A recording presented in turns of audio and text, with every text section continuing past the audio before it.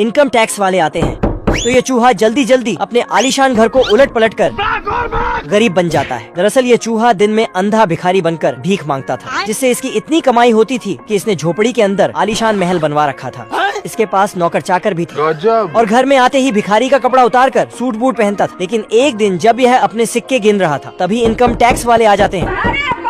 ये जल्दी से अपने पैसे छुपाकर घर का हुलिया बदलने लगता है और देखते ही देखते घर को गरीब खाना बना देता है। इनकम टैक्स वाला अंदर आता है तो ये साला उल्टा उसी से 2-4 रुपए उधार मांगने लग जाता है। देना। लेकिन इनकम टैक्स ऑफिसर को थोड़ा बहुत शक हो रहा था, कुछ तो गड़बड़ है। लेकिन यह इनकम टैक्स वाला जैसे ही एक कुर्सी पर बैठता है तभी सारी चीज उलट पलट होने लगती है। ये क्या तमाशा लगा रखा है तूने?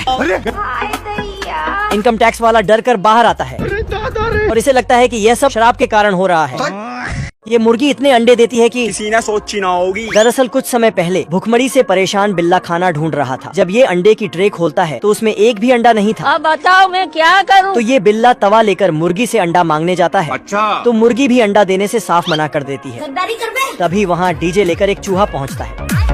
गाना सुनकर यह मुर्गी मैडम दबाकर अंडे देती है। बिल्ला जल्दी जल्दी इन अंडों को घर में जमा करता है। इसके बाद बिल्ला चैन की नींद सोने जाता है, लेकिन तभी चूहा बड़ा डीजे चालू कर देता है, जिसको सुनकर यह मुर्गा इतनी तेजी से अंडे देता है, चारों तरफ अंडे ही अंडे हो जाते हैं। बिल्ला जल्दी से अंडों को कुएं में भरने लगता है, लेकिन अंडे बहुत तेजी से बढ़ रहे थे तो ये ट्रक से ले जाकर पहाड़ी के नीचे फेंकने लगता है। लेकिन ये मुर्गा इतना अंडा देता है कि धरती पर अंडों की संख्या बढ़ जाती है, तो इन अंडों को चांद पर ले जाना पड़ता है। इस बतख की बीबी पेट से थी, इसलिए ये बतख काफी टेंशन में था।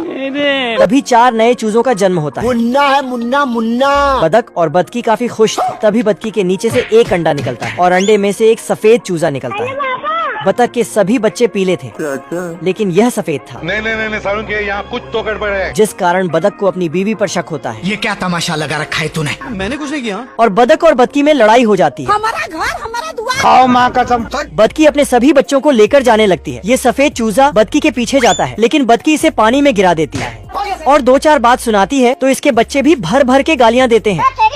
तभी यह चूसा अपनी शक्ल पानी में देख लेता है और इसे पता चलता है यह बतख का बच्चा नहीं है। चैप्टर क्लोज हो गया। तो यह उदास होकर जाने लगता है और एक लकड़ी की बत्तख से टकराता है, तो इसे लगता है कि यही इसकी माँ है। सफेद चूजा उसके साथ थोड़ी देर खेलता है, लेकिन लकड़ी की बतकी भी इसे रिजेक्ट कर देती है। तो ये बेचारा अपनी फूटी किस्मत पर रोने लगता है। साला ये दुख का खत्म नहीं होता बे। तभी इसके असली भाई बहन वहाँ आ जाते हैं और चूसे को उसकी माँ के पास ले जाते हैं। ये मधुमक्खी दुनियादारी से दूर जाने लगता है, पर तभी देखा ये क्या है? कि ये तो शहद है। फिर शहद का पीछा करते करते बतख का घर पहुंच जाता है। फिर चाबी के छेद से झांकता है, साला बतख अंदर शहद बेचने का कार्य कर रहा था। फिर बतख अपना बाल्टी उठा के चल पड़ता है शहद की चोरी करने।